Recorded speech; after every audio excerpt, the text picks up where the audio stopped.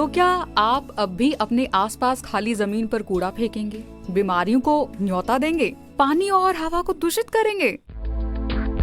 नमस्कार, एक बार फिर से आप सभी का स्वागत है। मैं Shweta, the energy and resources institute की कम्युनिकेशन टीम से। पिछली बार हमने आपको बताया था कि जिस कूड़े को आप अपने आसपास खाली पड़ी जमीन पर फेंक देते हैं, उससे छुटकारा पा लेते हैं, वो आपके और आपके पर्यावरण के लिए कितना खतरनाक है। साथ ही ये भी कहा था कि उस कूड़े को कम करने में आपका एक बड़ा योगदान है।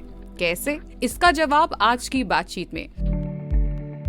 हमारे साथ हैं आज टेरी की environment and waste management division से सौरभ मनुजा। सौरभ मनुजा फेलो हैं और पर्यावरण के लिए हमेशा सतर्क रहते हैं, एक जागरूक नागरिक भी हैं। तो सौरभ से जानते हैं कि इस कूड़े को जिसे हम आसपास फेंक देते हैं, उसे कैसे कम किया जा सकता है, यानी कि हम कैसे इस कूड़े को मिलकर कम कर सकते हैं।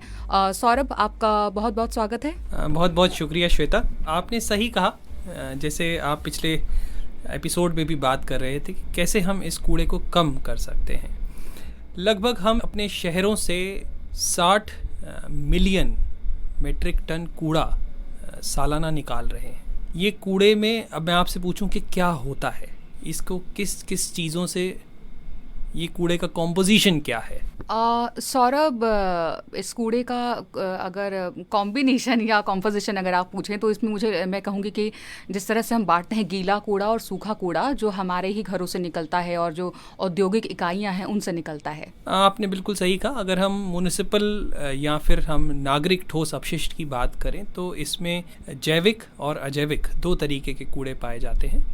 कुछ कूड़ा जो हमारे रसोइयों से निकलता है, जिसको अधिकतर हम जैविक कहते हैं, और अजैविक जो कि बहुत आसानी से रिसाइकल भी किया जा सकता है अगर हम उसमें थोड़ा सा ध्यान दें तो श्वेता, हम आज बात करते हैं कि कैसे हम अपने जैविक कूड़े को मैनेज कर सकते हैं, कैसे हम अपने जो शहरों से निकलने वाला कूड़ा है उसके अंदर के एक पोर्शन को, या कह लीजिए कि जो हमारा ग्रीन वेस्ट है, उसको हम कैसे मैनेज कर सकते हैं घरों से। यानी जैविक कूड़े की हम बात करें तो हमारा रसोई से निकला हुआ कूड़ा, जैसे सब्जी के छिलके और चाय पत्ती, बचा हुआ खाना, ये सब। जी श्वेता, इनको बहुत आसानी से हम कंपोस्ट में बदल सकते हैं, यानी कि खाद में।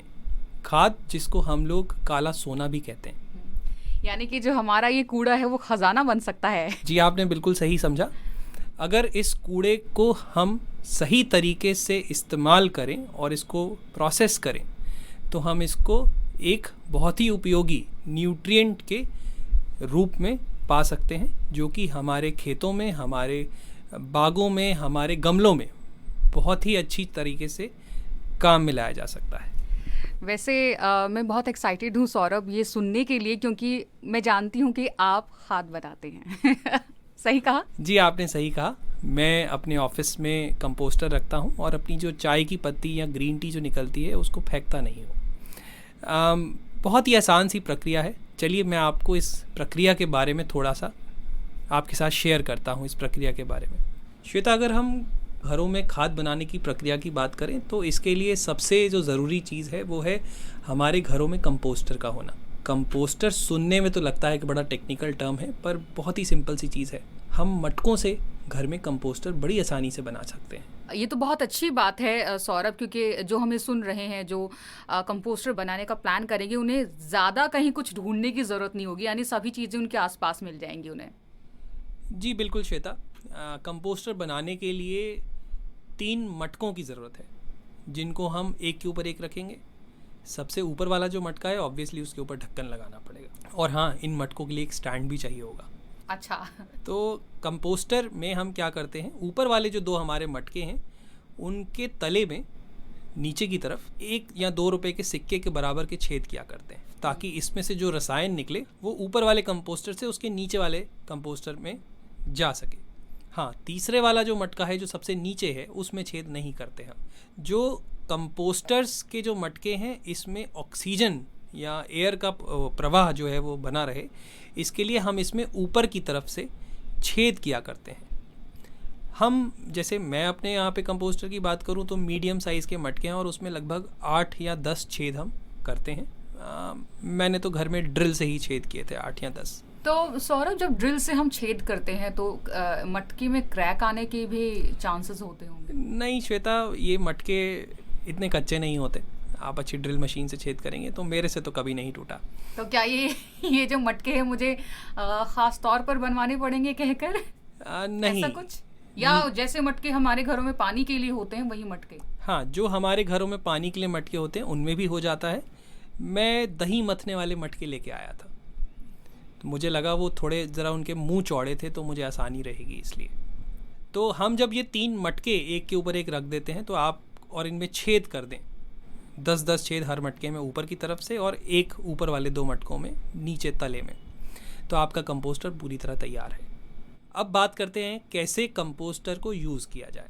हमारे घरों की रसोई से और निकलने वाला जो कूड़ा है जिसे हम आसानी से कंपोस्ट बना सकते हैं, हम वो कूड़ा और सूखे हुए पत्ते या फिर चाय पत्तियाँ मिला करके कंपोस्टर में डाला करते हैं। अगर हमारे घर में सूखी हुई पत्ती या चाय पत्ती हम नहीं डालना चाहते तो हमें थोड़ा सा पुराना गला हुआ न्यूज़पेपर या कागज़ मिलाना पड़ेगा। ऑब्जेक्टिव उसका कार्बन और नाइट्रोजन का रेशो बनाना रहता है। इसको हम उसमें डालते रहते हैं। पहले सबसे ऊपर वाला मटका भर जाएगा। जब ये मटका भर जाएगा तो इसको हम सेकंड मटके की जगह पे रखेंगे और सेकंड वाले को ऊपर ले आएंगे। याद रखिएगा, जो तीसरा सबसे नीचे का मटका है वो अपनी जगह से कभी नहीं हिलता। ऊपर वाले दोनों मटके रोटेट होते रहते हैं और जो पुराना रोटेशन में होता है उसको हम खाली करते हैं सबसे नीचे वाले मटके में। लगभग हमारा 3 या 4 हफ्ते में एक मटका भरा करता है। इस मटके को जब हम नीचे वाले में डाल देंगे तो लगभग हमारे कंपोस्टर की कैपेसिटी जाकर के 8 हफ्ते की हो जाती है। 8 हफ्ते में हमारे पास ये जो खाद है ये लगभग तैयार हो जाती है नीचे वाले मटके में। पर थोड़ा सा ध्यान रखिएगा, टेम्परेचर का भी फ़र्क होता है। सर्दियों में थोड़ा वक्त लेगा, गर्मियों में जल्दी होगा। सौरभ, आपने जो जैविक कूड़े की बात की, जो हमारे किचन से निकलता है, और पुराने अखबार की बात की, उसके अलावा हम और क्या इसमें मिला सकते हैं ताकि जो खाद है वो बहुत अच्छी बनकर हमारे सामने आए? आपने अच्छा याद दिलाया, मैं एक इम्पॉर्टेंट चीज़ बताना भूल गया। प्रक्रिया को स्टार्ट करने के लिए हमें इसमें थोड़े से माइक्रोब्स ऐड करने पड़ते हैं। सुनने में टेक्निकल लग रहा होगा पर बड़ी आसानी से हमारे को अगर गोबर मिल सकता है तो गोबर का जो ऊपर का सुपर नेटेंट या गोबर का जो पानी है वो हम इसमें मिला सकते हैं, जो कि बैक्टीरिया को दे देता है। या कुछ लोग जो है वो दही थोड़ी सी उसमें डाल देते हैं कि बैक्टीरिया आ जाए। मार्केट में आजकल इस तरीके का इफ़ेक्टिव माइक्रो ऑर्गेनिज़म या कंपोस्टिंग सॉल्यूशन कह के भी बहुत ही सस्ते दामों में मिला करता है। पर हाँ, अधिकतर ये जो है बहुत थोड़े ड्यूरेशन के बाद और बहुत ही थोड़ी सी क्वांटिटी में डालना होता है। बेसिक पर्पस सिर्फ माइक्रोब्स को उसके अंदर पैदा कराना होता है। तो सौरभ, आप कब से खाद बना रहे हैं? आपने कहा कि आप अपने ऑफिस के बाहर आप रखते हैं मटके और उनमें उनसे खाद बनाते हैं, तो जाहिर सी बात है अपने पौधों के लिए उस खाद का इस्तेमाल करते होंगे। हाँ श्वेता, लगभग मेरे ऑफिस में 50 से 60 पौधे हैं और मैं उस खाद का वहीं इस्तेमाल करता हूँ।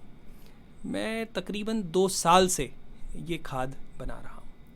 उम्मीद है सौरभ, जो खाद बनाने की प्रक्रिया, तरीका जो आज आपने बताया है, हमारे लिसनर्स जो सुन रहे हैं उन्हें इंटरेस्टिंग लगा होगा और वो भी ये जो जैविक कूड़ा हमारे घरों से निकलता है उस कूड़े को अपने खजाने में बदल सकते हैं। जो कूड़ा बहुत आसानी से हमारे डस्टबिन से गुजरते हुए लैंडफिल पे जाता है और जो धीरे धीरे कूड़ा इकट्ठा हो रहा है, हमारे पर्यावरण, हवा, पानी और ज़मीन को दूषित कर रहा है, वो कूड़ा उस मात्रा में इकट्ठा नहीं होगा। तो ये तो रही जैविक कूड़े की बात। अगर बात करें अजैविक कूड़े की, अजैविक ही कहेंगे, जैसे प्लास्टिक जो गल नहीं सकता, जिससे खाद नहीं बन सकती, उसके बारे में आप क्या कहेंगे? श्वेता, आपने बहुत अच्छा कहा, क्योंकि हम आज बात कर रहे थे जैविक कूड़े के बारे में। अजैविक कूड़े के बारे में मैं आपको थोड़ा और डिटेल में अगले एपिसोड में बताता हूँ।